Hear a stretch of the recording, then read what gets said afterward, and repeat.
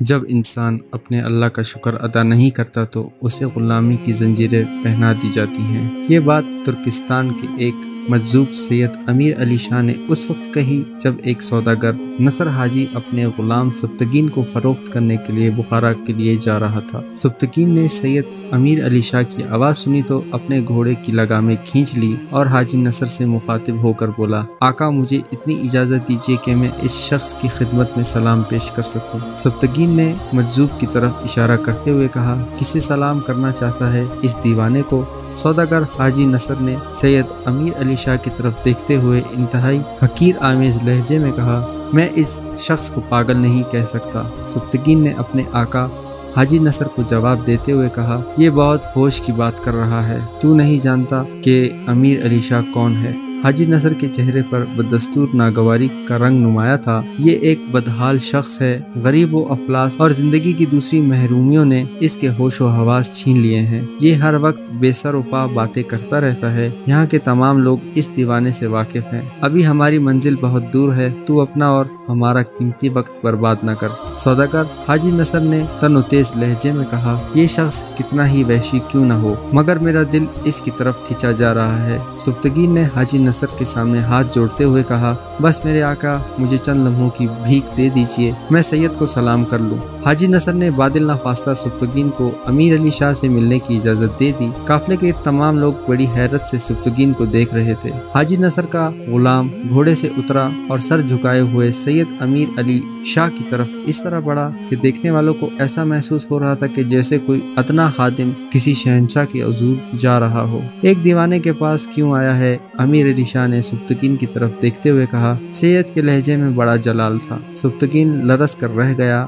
مجھے لوگوں نے بتایا ہے کہ آپ سید امیر علی شاہ ہیں۔ یہ کہتے کہتے حاجی نصر کا غلام گھٹنوں کے بل جھک گیا۔ میں تو ایک سید کی خدمت میں حاضر ہوا ہوں، اس کے سوا مجھے کچھ نہیں معلوم اور میں جاننا بھی نہیں چاہتا۔ سبتگین نے آگے بڑھ کر سید امیر علی شاہ کے ہاتھوں کو بوسہ دینا چاہا۔ امیر علی شاہ نے غضبناک ہو کر اپنے دونوں ہاتھ کھینچ لیے، خود کو ہلاکت کے قریب پہنچا چکا ہے اور اب مجھے بھی برباد کر دینا چاہتا ہے۔ سید کی پرسکون رہنے والی آنکھیں یکایک آگ برسانے لگیں۔ تو نے یہ بت پرستی کی ادا کہاں سے سیکھی؟ سبتگین خوفزدہ ہو کر ایک قدم پیچھے ہٹ گیا۔ میں تو احترام کے طور پر اپنے جذبات کا مظاہرہ کر رہا ہوں۔ اس کی آواز لرز رہی تھی۔ اسے احترام کہتے ہیں کہ ایک مجبور دوسرے مجبور کے آگے سر جھکا دے۔ سید کے لہجے میں وہی آتش فشانی تھی۔ تو بھی خاک سے پیدا ہوا ہے اور میں بھی خاک سے اٹھا، پھر ایک دن دونوں خاک میں مل جائیں گے۔ اس کا احترام کیوں نہیں کرتا جو اپنی ذات میں ایک نور ہے اور جسے کبھی زوال نہیں؟ ایک بار اس کے آگے خم ہو جا،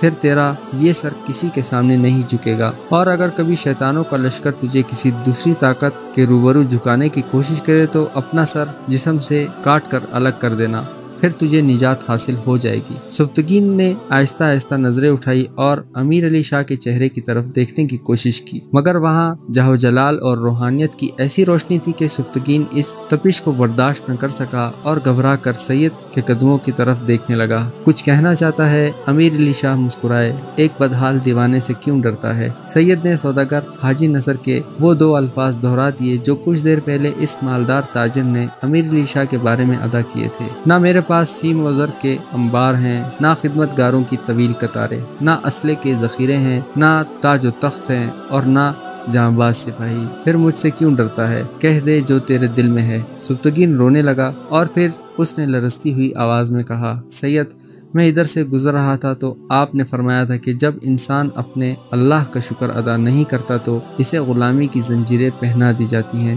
ہاں میں نے ٹھیک کہا تھا، مجھے کس کا ڈر ہے جو اپنی زبان بند رکھوں؟ سید امیر علی شاہ نے اسی بے نیازانہ لہجے میں کہا، اگر تیرے بزرگ اللہ کا شکر ادا کرتے تو ان کے سروں سے تاج سلطانی کیوں اتار دیا جاتا، ان کے چہروں پر رسوائی کی خاک کیوں مل دی جاتی اور انہیں ذلت کے طوق پہنا کر کوچے بکوچے کیوں پھرایا جاتا؟ دراصل سبتگین شاہ ایران کی نسل سے تعلق رکھتا تھا۔ شہنشاہ ایران کو حضرت عمر فاروق رضی اللہ تعالیٰ عنہ کے عہد میں مسلمانوں کے ہاتھوں شکست فاش ہوئی تھی اور وہ فرار ہو گیا تھا۔ پھر حضرت عثمان رضی اللہ تعالیٰ عنہ کے دور خلافت میں اسے قتل کیا گیا۔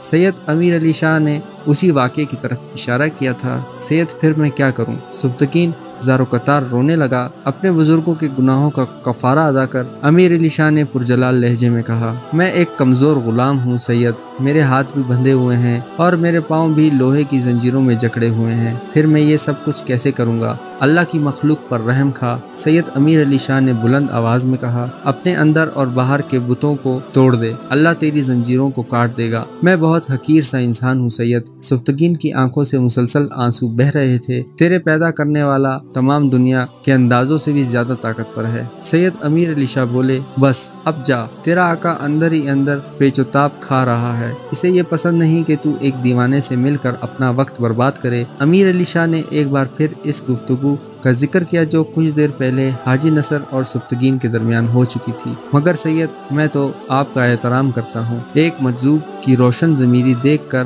وہ خوفزدہ ہو گیا۔ اسے ایک لمحے کے لیے خیال آیا تھا کہ کہیں وہ امیر علی شاہ کے جلال کا نشانہ نہ بن جائے۔ میں تجھ سے خوش ہوں۔ سبتگین کی بگڑتی ہوئی حالت دیکھ کر سید امیر علی شاہ مسکرائے۔ خوفزدہ نہ ہو کہ ہم دیوانے کسی کو ضرر نہیں پہنچاتے، بس اپنے اندر کی آگ میں جلتے رہتے ہیں اور کوشش کرتے ہیں کہ اس آگ سے باہر والوں کے اندھیرے بھی دور ہو جائیں۔ سید، مجھے اپنی دعاؤں میں یاد رکھنا۔ سبتگین نے سر جھکا دیا اور اس طرح رونے لگا جیسے کوئی معصوم بچہ اپنے باپ سے بچھڑ کر نامعلوم منزل کی طرف جا رہا ہو۔ اگر تو میری دعاؤں میں شامل نہ ہوتا تو زنجیروں میں جکڑے ہوئے تیرے قدم اس طرف کبھی نہ اٹھتے۔ سید امیر علی شاہ کے ہونٹوں کی مسکراہٹ گہری ہو گئی اور آنکھوں سے جلال کے بجائے شفقت اور مہربانی جھلکنے لگی۔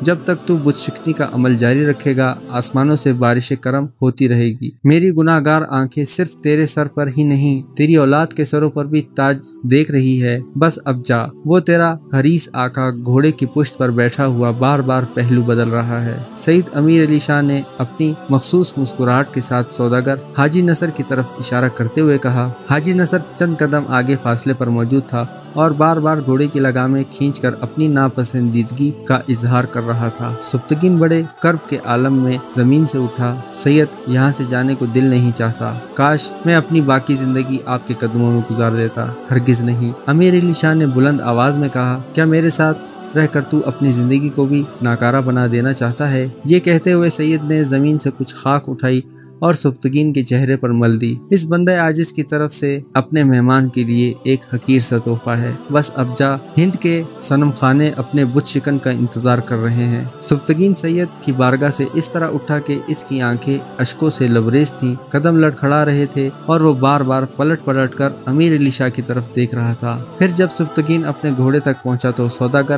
حاجی نصر نے کہکا لگاتے ہوئے کہا، غلام زادے، اپنا چہرہ تو دیکھ، کیسا خاک آلود ہو رہا ہے۔ سبتگین نے کوئی جواب نہ دیا، بس عجیب سی نظروں سے اپنے آقا حاجی نصر کی طرف دیکھنے لگا اور سر جھکا دیا۔ آخر ایک پاگل تجھے اور کیا دے سکتا ہے؟ دوسری بار حاجی نصر کا کہکا بلند ہوا، احمق، غلام کی قسمت کبھی نہیں بدلتی۔ سبتگین نے حاجی نصر کی باتوں کا کوئی جواب نہیں دیا اور غلاموں کا یہ قافلہ آہستہ آہستہ بخارا کی طرف بڑھتا رہا۔ اس دن غلاموں کے بازار میں بڑی رونق تھی۔ بہت سے سوداگر اپنے ساتھ غلاموں کی قطاریں لے کر آئے تھے۔ جیسے دیہات کے بازاروں میں گایوں، بھینسوں اور بکریوں کی بھیڑ نظر آتی ہے، رنگ برنگ کے سجے ہوئے جانور، تندرست توانا، دھلے اور نہلائے ہوئے جانور، تاکہ خریدار پہلی ہی نظر میں ان کی طرف متوجہ ہو جائیں۔ اس کے برعکس بازار کے ایک گوشے میں کم قیمت، کمزور اور میلے کچیلے جانور بھی لائے جاتے ہیں جنہیں صاحب حیثیت خریدار دیکھنا بھی پسند نہیں کرتے۔ ان جانوروں کی طرف وہی خریدار رجوع کرتے ہیں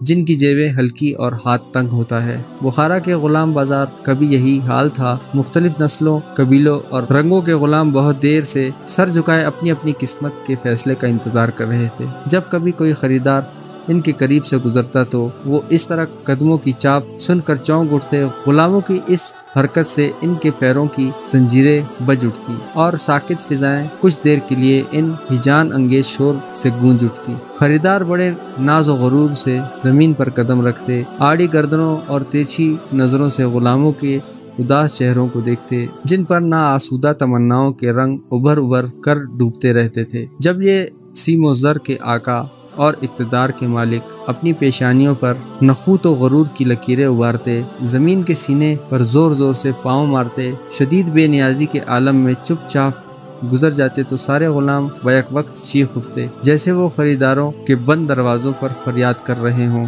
ہمیں خرید لو، خدا کے لیے ہمیں خرید لو۔ کہ انسانی آزادیوں کے یہ تاجر ہمارے ساتھ حیوانوں سے بھی بدتر سلوک کرتے ہیں۔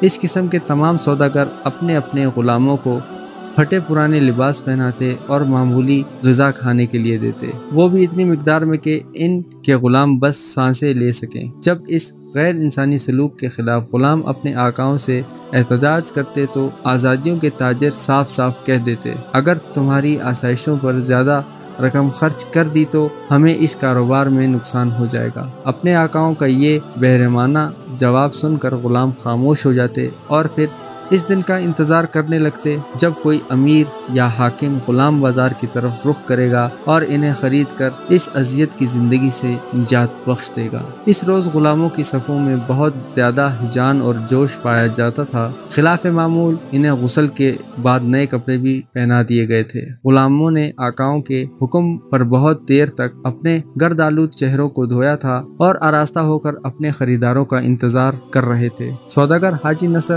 فطرتاً ایک بخیل انسان تھا۔ اس نے بازار غلامی کے اصولوں کو بالاتاق رکھ کر اس موقع پر بھی انتہائی کنجوسی کا مظاہرہ کیا تھا کہ سبتگین کی مسلسل درخواست کے باوجود حاجی نصر نے اسے نیا لباس پہننے کو نہیں دیا۔ آقا ذرا دوسرے سوداگروں کے غلاموں کو دیکھیں کہ وہ کیسے لباس پہنے ہوئے ہیں۔ سبتگین کے لہجے میں بڑی حسرت تھی، اس سے کوئی فرق نہیں پڑتا۔ حاجی نصر بڑی بے پرواہی کے ساتھ مسکرایا، میں اپنی تقدیر پر بھروسہ کرتا ہوں، اگر تیرے حوالے سے مجھے کوئی بڑا فائدہ پہنچنا ہے تو وہ ہر حال میں پہنچ جائے گا۔ سبتگین کا دل بجھ کر رہ گیا، وہ اپنے بہتر مستقبل سے مایوس ہو چکا تھا۔ جب دوسرے غلاموں کی آراستہ جسموں پر چمکتے چہرے پر اس کی نظریں پڑتی تو اس کا ذہن اندھیروں میں ڈوبنے لگتا۔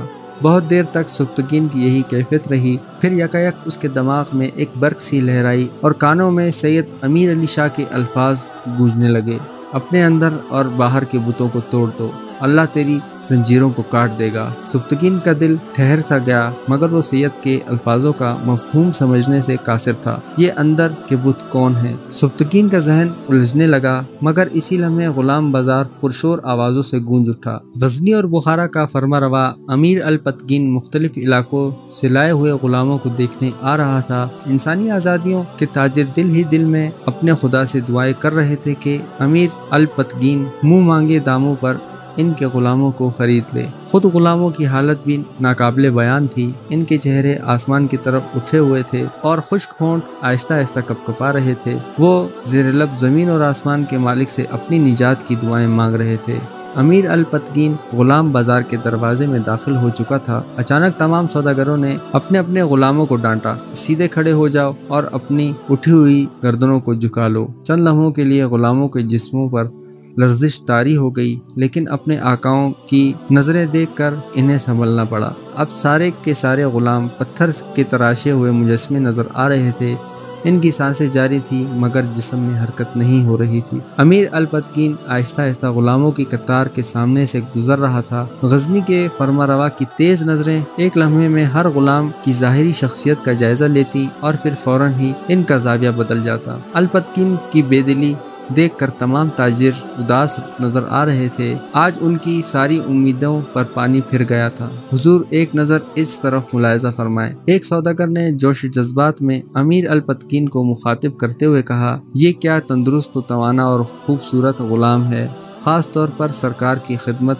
گزاری کے لیے حاضر ہوا ہے، بس ایک نظر۔ ابھی سوداگر کی بات مکمل ہونے بھی نہ پائی تھی کہ امیر الپتگین کی کشادہ پیشانی پر کئی بل پڑ گئے اور اس نے انتہائی ناگواری کے انداز میں تاجر سے کہا، کیا اب تیری آنکھوں سے ہمیں ان غلاموں کو دیکھنا پڑے گا؟ یہ کہہ کر امیر الپتگین آگے بڑھ گیا۔ سوداگر حاجی نصر بہت زیادہ مایوس نظر آ رہا تھا، کیونکہ اس نے غلام سبتگین کی ظاہری حالت دوسرے غلاموں سے بہتر نہیں کی تھی۔ اس کا چہرہ بھی گرد آلود تھا اور لباس بھی معمولی۔ حاجی نصر نے دوسرے تاجروں کی طرح اپنے غلام کی آرائش کا اہتمام نہیں کیا تھا، مگر اس وقت حاجی نصر کی حیرت کی کوئی انتہا نہ رہی جب غزنی کا حکمران سبتگین کے سامنے ٹھہر گیا اور اس غلام کے چہرے کو بغور دیکھنے لگا۔ یہ نوجوان ہمیں پسند ہے، امیر الپتگین نے سبتگین کے سینے پر ہاتھ مارتے ہوئے کہا، اس کے چہرے سے شوکت اور فراست ٹپکتی ہے۔ اس کے بعد حاجی نصر کو ایک بڑی رقم ادا کی گئی اور سبتگین चंद सिपाहियों की निगरानी में गजनी के महल की तरफ रवाना हो गया।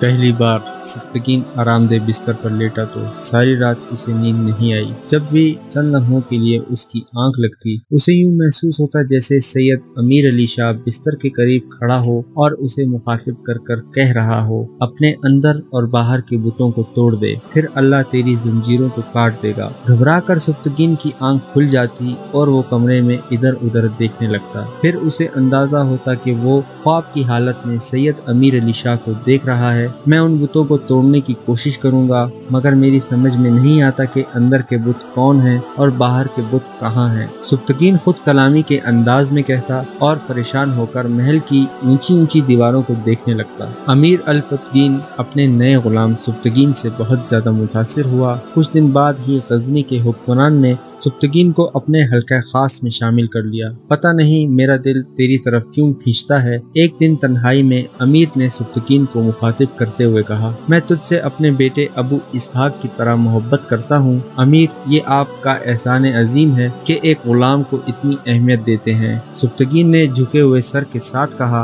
अपने आप को गुलाम कहकर मुझे आजार न पहुँचा सप्तगीन। शिद्दत जज्बात से अमीर की आवाज भारी हो गई। मैंने सैकड़ों गुलामों को नजर करके तुझे मुंतखब किया था, हालांकि उस वक्त तेरा चेहरा भी गर्द आलूद था और लिबास से भी बोसीदगी जाहिर हो रही थी। फिर मैंने ऐसा क्यों किया? अमीर बेहतर जानते हैं। सप्तगीन ने बदस्तूर सर झुकाए हुए कहा, मुझे तेरे गुबार आलूद चेहरे पर एक अजीब सी रोशनी नजर आई थी। अमीर अल्पतगीन पुरजोश लहजे में बोल रहा था, मेरे दिल ने मुझसे कहा कि ये लड़का नस्लन गुलाम नहीं है। अमीर नए आका की गुफ्तगू सुनकर रोने लगा। अमीर, मैं बदनसीब शहंशाह ईरान की नस्ल से हूँ। नहीं सप्तगीन, तू बदनसीब नहीं है। अमीर ने उसके सर पर हाथ रखते हुए कहा, तेरी गर्दिश के दिन गुजर चुके हैं और अब तू मेरा फर्जंद है, अबू इसहाक की तरह। सप्तगीन अपने दामन से आंसू खुश्क करने लगा और कमरे की फिजा पर गहरा सकूत छा गया। अहले वफा की मानिंद जीस्त बसर करना। मुख्तसर से वक्फे के बाद अमीर की आवाज दोबारा गूंजी, मैंने तुझ पर जो एतबार किया है इसे कभी मजरूह न करना।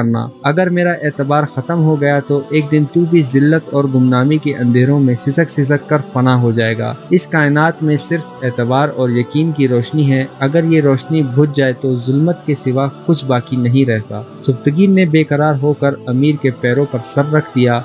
आका, आप मुझे इफ़ाए अहद के रास्ते में हमेशा साबित कदम पाएंगे। अमीर ने सप्तगीन के दोनों बाजू पकड़कर इसे सीधा किया और इन हासिदों से भी होशियार रहना जो मेरी शफकत और मेहरबानी देखकर तुझसे जलने लगे हैं। सप्तगीन ने अमीर की तरफ देखा और एक बार फिर उसकी आंखों से आंसू बह निकले। सप्तगीन शाहियों की औलाद था। जब उसे फरागत और आसूदगी के चंद लम्हात मैसर आए तो दिल और दिमाग का गुबार भी धुल गया और चेहरे की गर्द भी साफ हो गई। अब वो नए लिबास में एक शहजादा नजर आता था, दिलकश, नक्शो निगार, सुर्ख सफेद रंगत और दराज कद। सप्तगीन मर्दाना वजाहत का एक जीता जागता मुजस्मा था। वो जिधर से भी गुजरता लोग उसे देखते रह जाते। महल की कनीजें इससे बात करने और करीब होने के बहाने ढूंढती। कभी कभी सप्तगीन के जज्बात में भी हिजान बरपा होता, मगर फौरन ही उसके कानों में अमीर की आवाज गूंजने लगती, सप्तगीन, मेरे एतबार का खून न करना। फिर ये आवाज इस कदर बढ़ जाती कि सप्तगीन लरस कर रह जाता और उसे यूं महसूस होता जैसे अमीर की नजरें मुसलसल उसका ताकुब कर रही हैं। फिर सप्तगीन के चेहरे पर चट्टानों जैसी सख्ती उभर आती और वो महल की हसीन कनीजों की तरफ से इस तरह मुंह फेर लेता जैसे ये खूबसूरत औरतें दुनिया की सबसे ज्यादा नापसंदीदा चीज हो। सप्तगीन कसर शाही में पाए जाने वाली हर लज्जत और आसाइश से बेनियाज होकर शमशीर जनी और शाह सवारी की तालीमात हासिल करने में मसरूफ था कि अचानक उसकी दुनिया में नया इनकलाब आ गया। अमीर अल्पतगीन का एक वजीर असद शिराजी था। असद शिराजी का ताल्लुक ईरान के एक मुअज़्ज़िज़ घराने से था। हजरत उमर फारूक रज़ी अल्लाह ताला अन्हो के दौरे खिलाफत में जंग हुई और उसी जंग में आतिश परस्तों का इक़्तिदार हमेशा के लिए खत्म हो गया। असद शिराजी के बाप दादा ने शिकस्त खाने के बाद इस्लाम कबूल कर लिया था, मगर मजहब की ये तब्दीली किसी जज्बाती तासुर का नतीजा नहीं थी। असद शिराजी के बुजुर्ग शदीद मजबूरी के आलम में ईमान लाए थे, लेकिन इनके दिलों के एक एक गोशे में अब भी कौमियत دودھ کے بت سجے ہوئے تھے۔ اسد شیرازی کے باپ حاکم شیرازی نے مرتے وقت اپنے بیٹے سے سرگوشی کرتے ہوئے کہا تھا، فرزند، بظاہر ہمارے آتش گدے بجھا دیے گئے ہیں، مگر تو اپنے دل میں اس آگ کو روشن رکھنا اور یاد رکھنا کہ ہم نے اور ہمارے بزرگوں نے دلی طور پر یہ شکست تسلیم نہیں کی تھی۔ ہماری طرح تو بھی کسرا کا وارث اور جانشین ہے، اس لیے تجھ پر فرض ہے کہ مسلمان سے اپنے مذہب کی تباہی کا انتقام لے۔ مگر میں خود مسلمان ہوں بابا۔ اسد شیرازی نے حیران ہو کر کہا، تو مسلمان نہیں، آتش پرست ہے، صرف آتش پرست۔ حاکم شیرازی ایک ایک لفظ پر زور دے کر بول رہا تھا، تیرے عقیدے میں دشمن کو شکست دینے کے لیے ہر کام جائز ہے، تو ہر وہ طریقہ اختیار کرنا جس سے مسلمانوں میں انتشار برپا ہو، یہاں تک کہ ان کی اجتماعات ختم ہو جائے اور یہ ہوا کے طوفان میں خاک کے ذروں کی طرح اڑتے پھرے۔ عورت اور دولت انسان کی سب سے بڑی فطری کمزوریاں ہیں، تو ان ہتھیاروں کو ان کی بھرپور صلاحیتوں کے ساتھ استعمال کرنا۔ یہ جو مسلمان سپاہی ہر وقت جہاد کے نشے سے سرشار رہتے ہیں، انہیں شراب کی سراہی میں ڈبو دینا، ان کے دماغوں میں ایسا خمار کا دریا اتار دینا کہ زندگی بھر ہوش میں نہ آ سکے، پھر یہ تپتے ہوئے صحرا میں جان دینے والے کسی رقاصہ کے ہنا رنگ قدموں میں سر رکھ کر مر جائیں گے۔ بس وہی دن تیری کامیابی کا دن ہوگا۔ اس کے بعد حاکم شیرازی مر گیا اور دنیا سے رخصت ہوتے ہوئے بھی اپنے بیٹے کی رگوں میں نفاق کا زہر اتار گیا۔ اسد شیرازی نے ہر جائز اور ناجائز ذریعے سے بے شمار دولت کمائی اور ترکستان کا سب سے بڑا تاجر بن گیا۔ پھر اس نے مختلف جوڑ توڑ کے بعد امیر الپتکین کے دربار تک رسائی حاصل کی۔ حاکم شیرازی نے اسد شیرازی کو دنیا کے دوسرے علوم کے ساتھ علم نجوم کی بھی تعلیم دی تھی۔ اس کے علاوہ اسد شیرازی تقریر کے فن سے بھی واقف تھا، غرض انہی خوبیوں نے اسے امیر الپتکین کے بہت قریب کر دیا تھا، یہاں تک کہ ایک روز وہ وزارت کے عہدے تک پہنچ گیا۔ اسد شیرازی کو دنیا کی ہر نعمت میسر تھی، مگر وہ اولاد نارینہ سے محروم تھا۔ اس نے ستاروں کی چال کے مطابق کئی عورتوں سے شادی کی، لیکن کسی عورت کے بطن سے بیٹا پیدا نہیں ہو سکا۔ اپنی اس محرومی پر اسد شیرازی تنہائی میں بہت رویا کرتا تھا۔ میرا علم مجھے بتاتا ہے کہ میرے 20 بیٹے ہوں گے، مگر اسد شیرازی اپنے آپ کو مخاطب کر کے کہتا اور اداس ہو جاتا۔ بیٹوں کے بجائے اس کی 20 بیٹیاں تھیں۔ سب سے بڑی بیٹی ارمغانہ شیرازی تھی، جس کی عمر 17-18 سال تھی، اور سب سے چھوٹی لڑکی نگار خانم تھی، جو 1 سال پہلے پیدا ہوئی تھی۔ اسد شیرازی نے اپنی بڑی بیٹی ارمغانہ کو بھی ادب، سیاست اور نجوم کی تعلیم دی تھی۔ ارمغانہ اپنے وقت کی حسین ترین دوشیزہ تھی۔ بہت سے امیرزادے ارمغانہ کی طلب رکھتے تھے، مگر اسد شیرازی نے اسے اب تک شادی کی زنجیروں سے دور رکھا تھا۔ وہ ارمغانہ کے ذریعے کوئی بڑا کام لینا چاہتا تھا۔ پھر جب غلام سبتگین امیر کے حلقہ خاص میں شامل ہوا تو اسد شیرازی اسے دیکھ کر چونک اٹھا۔ یہ کوئی معمولی غلام نہیں ہے ارمغانہ۔ ایک رات تنہائی میں اسد شیرازی نے اپنی بیٹی سے سرگوشیاں کرتے ہوئے کہا، ستاروں کی رفتار بتاتی ہے کہ یہ مستقبل کا حکمران ہے۔ ارمغانہ پہلے ہی سبتگین کی دلکش شخصیت سے متاثر ہو چکی تھی۔ باپ کا اشارہ پایا تو اس کے چہرے پر جذبات کی شفق ابھر آئی۔ اسد شیرازی کی تربیت نے ارمغانہ کو بہت زیادہ بے جھجک اور شوخ بنا دیا تھا، لیکن عورت کی فطری حیا اسے شرمانے پر مجبور کر رہی تھی۔ ارمغانہ یکایک اسد شیرازی کا لہجہ تلخ ہو گیا۔ مجھے عورت کا یہ مشرقی انداز پسند نہیں۔ ارمغانہ نے گھبرا کر باپ کی طرف سوالیہ نظروں سے دیکھا۔ میں نے سبتگین کا ذکر اس لیے نہیں کیا کہ اس کا نام سن کر تیرا چہرہ گلنار ہو جائے۔ اسد شیرازی اونچی آواز میں بول رہا تھا، تو آہستہ آہستہ سبتگین کے قریب ہو جا کہ پھر وہ تجھ سے دور رہنے کا تصور تک نہ کر سکے۔ ارمغانہ سنبھل گئی۔ اگر وقت اس غلام کے سر پر تاج شاہی سجاتا ہے تو پھر تجھے اس کا شریک سفر بننا ہوگا۔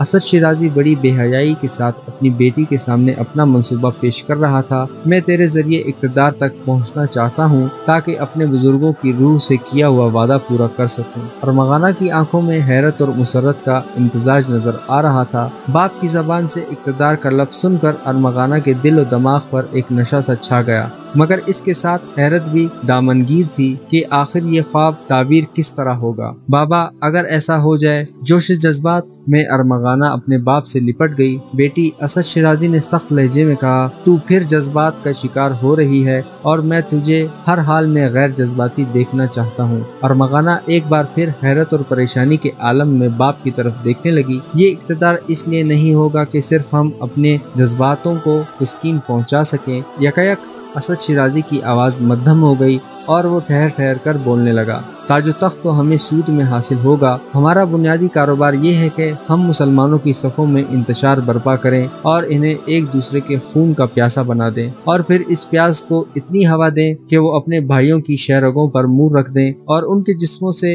लहू का आखिरी कतरा तक निचोड़ लें। बाप के अज़ाइम देखकर अरमगाना के जिस्म में खौफ व हिरास की एक तेज लहर दौड़ गई। बाबा, अगर कभी ये राज खुल गया। अरमगाना की जबान में हल्की सी लग़ज़िश आ गई थी। यही तो तेरी जहानत का इम्तहान होगा, असद शिराजी ने पुरजोश लहजे में कहा। वो राज कभी नहीं खुलता जिस पर हिर्स व हवस के गहरे पर्दे डाल दिए जाते हैं। तू अपने इस राज में कुछ और ताकतवर लोगों को शरीक कर लेना, फिर एक मुजरिम दूसरे मुजरिम का राज फाश नहीं करेगा। अगर बिलफर्ज किसी ने ये हिमाकत की तो दूसरा शरीक राज इस जाहिल की जबान काट देगा। बेहया बाप बड़ी बेबाकी के साथ अपनी बेटी को ज़मीर फरोशी का दर्स दे रहा था। तेरा मजहब इस्लाम से कोई ताल्लुक नहीं अरमगाना, तू आग की बेटी है, सिर्फ आग की बेटी। मुसलमानों ने हमारे आतिश गदे बुझाए हैं, हम इनके इक़्तिदार के फानूस बुझा देंगे, फिर इनकी नाकारा जिंदगी का चराग गुल कर देंगे। यही हमारा अहद है, यही हमारा मकसद हयात। ये कहकर असद शिराजी ने अपने सामने एक शमा रोशन कर दी और बुलंद आवाज में ये कलमात अदा करने लगा।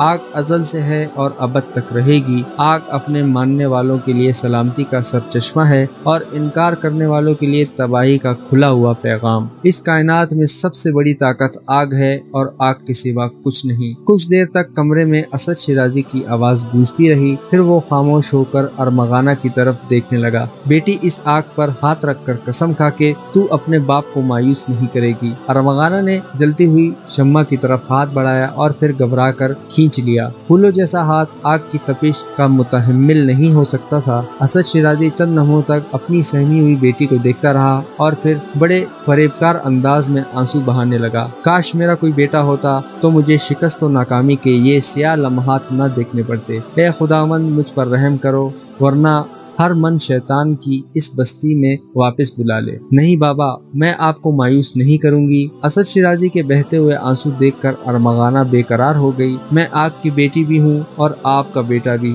ये कहकर अरमगाना ने जलती हुई शम्मा पर हाथ रख दिया। फिर कुछ देर बाद कमरे में गोश्त के जलने की बू फैलने लगी। अरमगाना के चेहरे पर शदीद अजियत और कर्ब के साए उभर कर डूबते रहे, मगर इसने अपना हाथ नहीं हटाया। बस अरमगाना, बस। असद शिराजी ने इसका हाथ पकड़कर खींच लिया। बेशक तू आग की बेटी है, लाजवाल आग हमेशा तुझे अपने साए करम में रखे। फिर असद शिराजी ने अरमगाना के जले हुए हाथ पर मरहम रखा और पुरानी कलमी किताब निकाल कर वक्ती जायचा बनाने लगा। अरमगाना भी नजूम से बखूबी वाकिफ थी, इसलिए सितारों की रफ्तार को गौर से देखने लगी। कभी कभार उसके जख्मी हाथ में ठीसें उठ जाती, मगर इसने अपने बुजुर्गों के मंसूबे की तकमील की खातिर इस तकलीफ को नजरअंदाज कर दिया। कुछ देर बाद असद शिराजी ने मुस्कुराते हुए कहा, बेटी, हम पर यज़दान का बड़ा करम है कि इसने सितारों की गर्दिश को हमारे हक में मोड़ दिया है। ये बेहतरीन वक्त है, तू बहुत आसानी से सुफ्तगीन पर काबू पा लेगी और फिर वो जिंदगी भर तेरा गुलाम रहेगा। अरमगाना के होंठों पर भी एक शादाब सी मुस्कुराहट उभर आई। सुफ्तगीन के कुर्ब का एहसास, बुजुर्गों की रिवायत जिंदा करने का ख्याल और सबसे ज्यादा अपने सर पर ताज देखने की ख्वाहिश। अरमगाना कुछ देर के लिए तसव्वुरात की दुनिया में खो गई। इसे अपने पास रखो बेटी, असद शिराजी ने मोहब्बत आमेज लहजे में अरमगाना को मुखातिब किया। अरमगाना ने चौंक कर देखा। असद शिराजी अपने हाथ से एक अंगूठी उतारकर अरमगाना की तरफ बढ़ा रहा था। ये दुनिया का बेहतरीन याकूत है जो दुश्मनों पर गलबा लाता है और अपने पहनने वाले को हमेशा फतह से हमकिनार कराता है। अरमगाना ने मुस्कुराते हुए बाप के हाथ से अंगूठी ले ली। इस याकूत पर एक इंतहाई ताकतवर नक्श कुनिंदा किया गया है। असद शिराजी ने अंगूठी के बारे में बताते हुए कहा, मैंने आज तक जितनी भी कामयाबियां हासिल की हैं वो सब इसी अंगूठी की मरहून मिन्नत है। आज मैं अपनी जिंदगी का सबसे बड़ा सरमाया तेरे हवाले कर रहा हूँ कि अब तू ही आतिश परस्तों की खानदान की वारिस है। तुझ पर यज़दान का करम हो। अरमगाना ने याकूत वाली वो अंगूठी पहन ली और इस तरह बाप के कमरे से जाने लगी जैसे सारी दुनिया का इक़्तिदार اس کی ठोकरों में हो। अरमगाना शाही तकरीबात में सुप्तगीन के करीब होने की कोशिश करने लगी, मगर अमीर का ये महबूब गुलाम हमेशा उससे दूर दूर रहता। जब अरमगाना का दिल फरेब हुस्न बेअसर साबित होने लगा तो उसने अपनी एक कनीज के जरिए सुप्तगीन को मुख्तसर सा मोहब्बतनामा तहरीर किया। दिलों के ताजदार की खिदमत में मलका हुस्न का सलाम। आज रात मुझे रोशन बाग में फवारे के करीब तुम्हारा इंतजार रहेगा। अरमगाना शिराजी का खत पढ़कर सुप्तगीन सन्नाटे में आ गया। ये जिंदगी के सबसे कैफ आवर लम्हात थे जब गजनी की हसीन तरीन दोशीज़ा ने एक गुलामजादे के कदमों में अपना दिल रख दिया था। सुप्तगीन के जज्बात में तलातुम सा बरपा हुआ और उसे यूं महसूस होने लगा जैसे वो हिजान की इन तन तेज मौजों में गर्क हो जाएगा। फिर यकायक उसके कानों में अमीर के अल्फाज गूंजने लगे, फर्जंद मेरे एतबार का खून न करना। सुप्तगीन संभल गया और अपने दिल के जज्बात को दफन कर दिया। फिर अरमगाना शिराजी की कनीज से मुखातिब होकर बोला, अपने आका से कहना कि मैं एक नामहरम मर्द हूँ और कोई हयादार औरत एक नामहरम का इस तरह इंतजार नहीं करती। कनीज की जबानी सुप्तगीन का पैगाम सुनकर अरमगाना शिराजी को सख्ता सा हो गया। उसे यूं महसूस हुआ कि जैसे एक गुलाम ने इसके शहाबी चेहरे पर रास्ते का कीचड़ उठाकर मल दिया हो। सुप्तगीन का जवाब एक ज़र्ब शदीद था जिसके असर से अरमगाना को अपने गुरूर हुस्न का मुजस्मा टूट कर बिखरता हुआ नजर आया। क्या दुनिया में ऐसे नाशुक्र मर्द भी मौजूद हैं जो खुद हुस्न इन से दरख्वास्त करे और वो हुस्न की इल्तिजा को इस बेरहमी के साथ ठुकरा दें। अरमगाना ने अपने खत का जवाब लाने वाली कनीज से पूछा, कहीं तेरे सुनने में तो गलती नहीं हुई? नाहिद, नहीं आका। कनीज ने पुरजोर लहजे में कहा, मैं आपकी अमानतदार कासिद हूँ। मेरे कानों ने जो कुछ सुना वही मेरी मलका के हुजूर मुंतकिल किया। नाहिद एक 40 साला औरत थी जिसे असद शिराजी ने अपनी खिदमत के लिए मुलाजमा रखा था। नाहिद एक जमाना शनास, पढ़ी लिखी और ज़हीन खातून भी थी जो बहुत से मामलात में असद शिराजी की राजदार भी थी। इसी वजह से अरमगाना ने अपनी पैगाम रसाई के लिए नाहिद का इंतखाब किया था।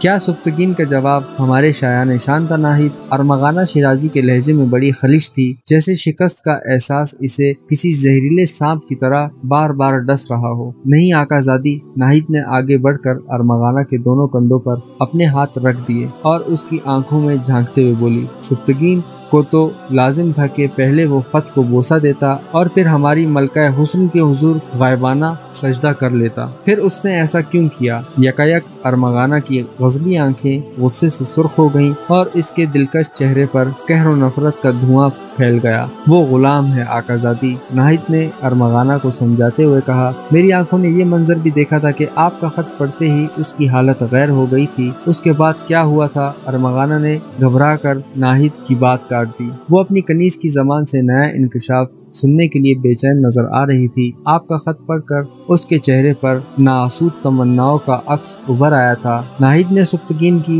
जज्बाती कशमकश का जिक्र करते हुए कहा, मगर वो फौरन ही अपनी गुलामी की हालत से डर गया। शायद वो खुद को इस काबिल नहीं समझता कि वो मुअज़्ज़िज़ और मोहतरम खानदान की एक हसीन दोशीज़ा उस पर इस तरह अपने अल्तफात की बारिश करे। फिर मैं क्या करूँ नाहिद? अरमगाना शिराजी का गुस्सा ज़ाइल हो चुका था और अब वो एक नई उलझन का शिकार नजर आ रही थी। पहले इसके दिल से एहसास गुलामी दूर कर दो, फिर वो तुम्हारे कदमों में इस तरह झुक जाएगा कि इसमें दोबारा उठने की हिम्मत बाकी नहीं रहेगी। मगर मैं इसका एहसास गुलामी कैसे दूर करूँ? मेरी समझ में कुछ नहीं आ रहा। अरमगाना शिराजी बेकरार होकर कमरे में इधर उधर टहलने लगी। शदीद ज़हनी उलझन के बाइस वो जोर जोर से फर्श पर पाँव मार रही थी। सब्र ज़ब्त से काम लो आकाजादी। यक बयक नाहिद के होंठों पर एक मायनेखेज मुस्कुराहट उभर आई। ये कोई वहशी जज्बातों का खेल नहीं कि इंसान अपने होशो आवाज खो बैठे। तुम्हारे सामने तो एक अजीम मकसद है और इस मकसद की तकमील के लिए तुम्हें बेशुमार कुर्बानियाँ देनी होंगी।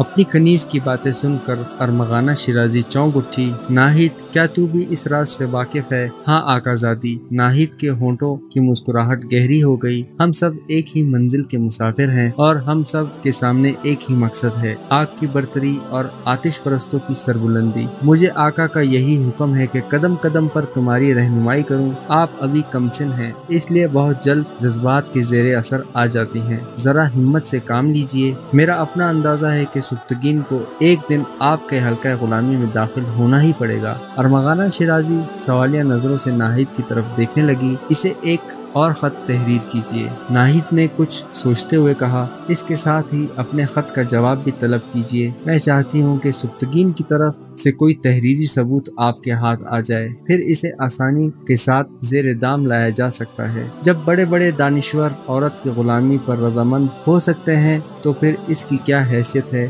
وہ تو ایک معمولی ذہن کا مالک ہے۔ ناز و عطا کی آندھی کا ایک ہلکا سا جھونکا اسے کسی حقیر تنکے کی طرح اڑا کر لے جائے گا۔ بس اس کے دل سے غلامی کا احساس مٹا دیجیے۔ وہ اپنی کم نسبتی سے ڈرتا ہے۔ ناہید کی باتیں سن کر ارمغانہ مطمئن نظر آنے لگی۔ ارمغانہ نے سبکتگین کے نام دوسرا محبت نامہ زیادہ تفصیل سے تحریر کیا تھا۔ نامحرم اسے کہتے ہیں جو عورت کے دل و دماغ سے دور ہوتا ہے۔ میں نے آج تک کسی دوسرے مرد کے بارے میں سوچا تک نہیں۔ آپ کو ایک بار دیکھا اور ہمیشہ کے لیے دل میں سجا لیا، پھر مجھ سے ایسی اجنبیت کیوں؟ آپ روشن باغ میں آنے سے ڈرتے ہیں تو پھر آپ میرے نام چند محبت بھرے الفاظ ہی تحریر کر دیجئے تاکہ میری بے قراری کچھ تو کم ہو جائے۔ انسان کی اعلیٰ ظرفی یہ ہے کہ وہ کسی کی مجبوری سے فائدہ نہ اٹھائے، اور خدا بہتر جانتا ہے کہ میں اپنے دل کے ہاتھوں بہت مجبور ہوں۔ آپ کی ادنا کنیز ارمغانہ شیرازی۔ اب کی بار ارمغانہ نے ملکہ حسن کے بجائے اپنے آپ کو ایک کنیز بنا کر سبکتگین کے سامنے پیش کیا۔